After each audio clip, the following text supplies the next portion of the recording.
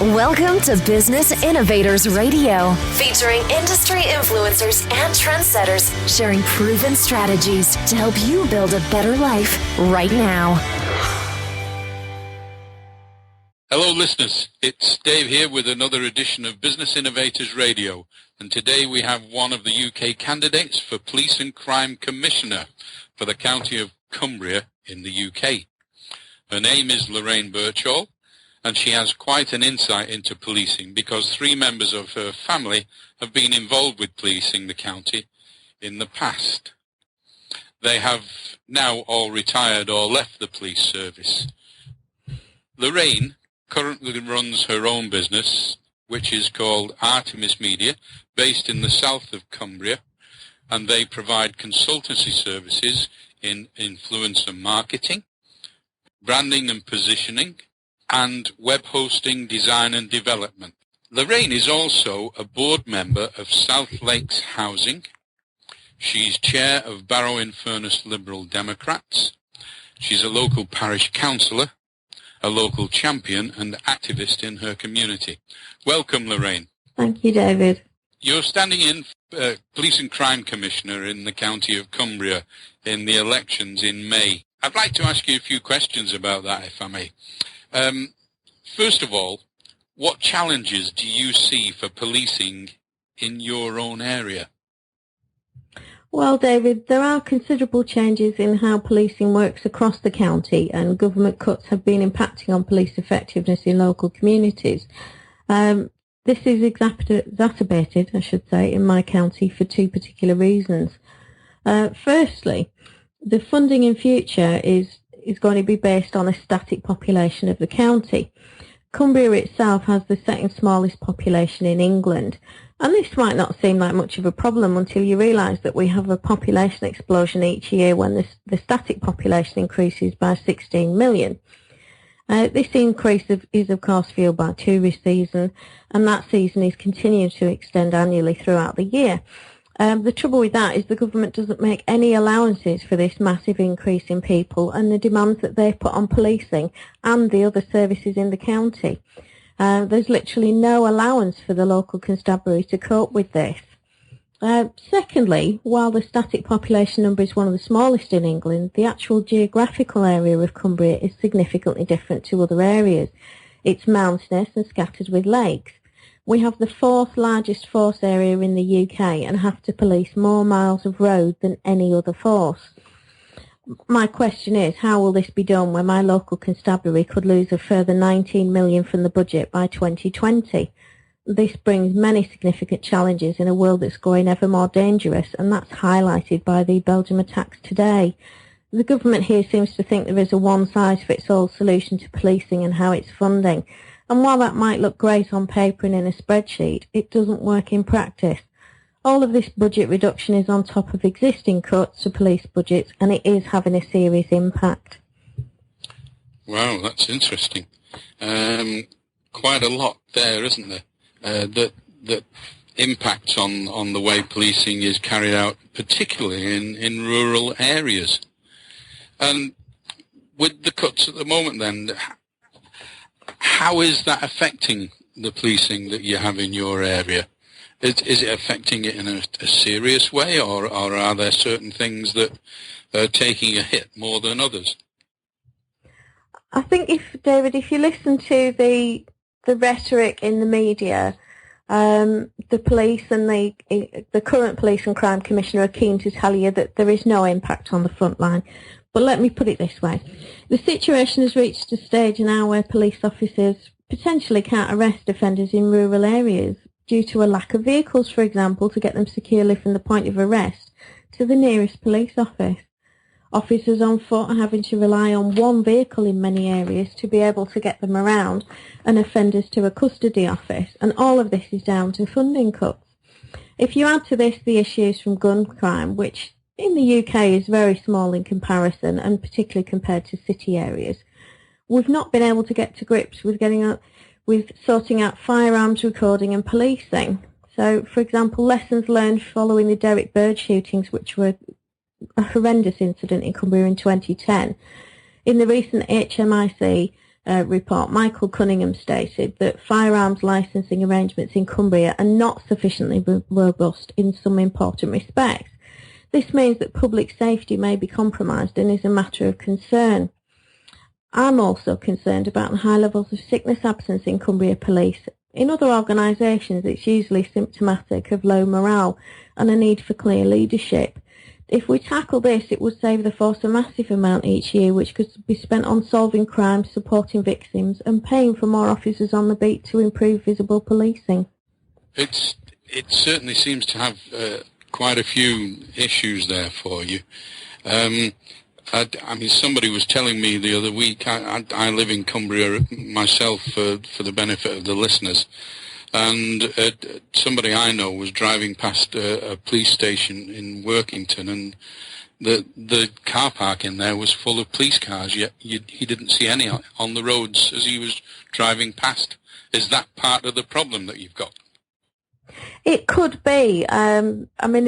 I don't know whether there was a training session on or whether it was a shift change.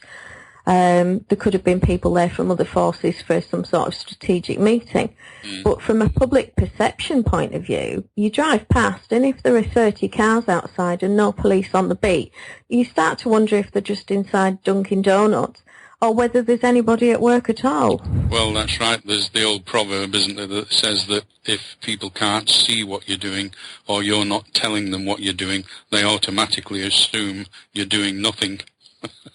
Yeah, absolutely. And I think the other issue as well is the amount of paperwork that the regular officers have to complete, while police community support officers are perhaps out on the beat doing the day-to-day and the public order policing. Unless you have an understanding of the sheer amount of paperwork that they're burdened by, it's very hard to sit back and then think, well, why aren't they on the street? But if you've got 40 hours of paperwork and a 37-hour week to complete them in, there's a bit of a problem, isn't there? Oh, absolutely. Absolutely. Let's move on from those sorts of things, because let's have a look at things that are are up to date with the problems that we have now, I think. And I was wondering how cybercrime has an impact in your area. I think it's a very real threat. Cybercrime and the threat of terrorism to a rural county, which in our case is about to host the largest nuclear site in Europe, merely highlights the ever-changing world that Cumbria Police are facing. The government, again, doesn't take this into account, and what bothers those of us charged with keeping people safe here is the growth of terrorism, organised crime and cybercrime. From a public point of view, if we can't patrol our roads regularly and properly, how can we be ready for a sudden serious incident? And that could be a cyber incident or a terrorist attack in the traditional sense. As more remote areas start to come online and supervast broadband starts to get to more people in Cumbria, there is a potential for pernicious online theft and fraud, and this will escalate immensely. The funding, again, doesn't really help with this, and whilst there are specialist officers to deal with it, the majority of the expertise is with the Met in London, and that's hundreds of miles away from us. If I can tell you about a recent survey in the South East, over 11,000 respondents. Yeah. And the results of that show that 83% of people believe that online crimes are of equal seriousness to physical crimes. 84% of people who responded had experienced some form of attempted cybercrime in the last 12 months. 89% were worried about someone using their personal information online without their permission, and nearly 30% of the victims reported some sort of financial impact. But only 31% of those victims reported cybercrime to the authorities, such as police, action fraud or trading standards. Why do you think that is? I think part of it is a lack of awareness, that people don't necessarily realise that they can go to trading standards or the police for help. Or it could be that there isn't sufficient expertise in the local force to give them the advice that they need. And again, appropriate funding and training will deal with that. But given the serious nature of cybercrime and online fraud, I'd have thought it would have already been a priority of the current Police and Crime Commissioner.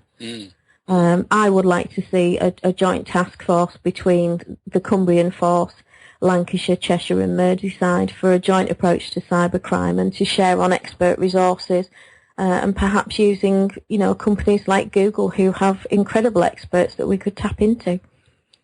That's some good points there. Let me ask you another question. Why should people vote for you? I think I'd be good at this job.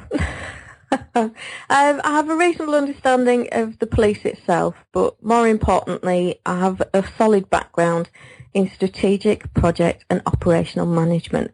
So I understand how organisations and businesses work and need to work, and overall how they need to change their culture to be more efficient and effective at what they do, and also about boosting morale.